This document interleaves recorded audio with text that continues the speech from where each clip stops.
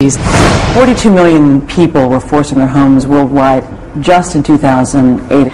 But some Americans don't have a lot of sympathy for the people in these countries because U.S. lives are being lost in war there. Why do you? The element that our men and women are fighting against is the same element that a lot of these decent families, all in fact of these decent families, are fighting against, which is extremism. And the reason that they're running and fleeing is because they're not extremists. Okay.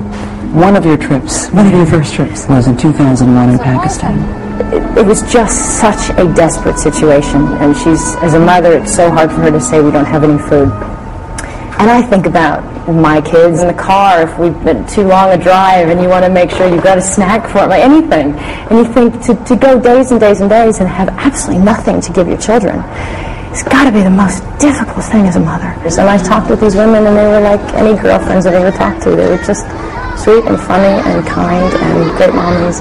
But it taught me a lot about a strength of character that I've found in many, many refugees that I've met and continue to meet. Did you ask yourself, what more could I have done? They understand something we simply don't about life. As I would beg anybody listening to, it is not, as we were saying before, it is not to pity these people. So the valuing of these lives and taking care of them now, not only to keep them alive, but let them contribute to our broader society in the future. We desperately need them to contribute. We should be relying on them more and more. They are a tough, smart bunch of people, and they are the future of their countries. It was said about you when you first became a UN Goodwill Ambassador. Is she the next Audrey Hepburn? I'm sure Audrey Hepburn felt the same, that she was the fortunate one to be able to meet all those kids around the world. You know, we're just in a very fortunate situation that we get to be able to give a voice to these extraordinary people, yourself included. So, yeah, but you know, see how difficult it is to be on the spot. But there've been refugees since the dawn of time, and I'm sure my children will be visiting and learning from refugees in the future. You actually have taken your children to some of these camps. I think Maddox. Many people with children wonder, well, how could I leave my family to go do this kind of work?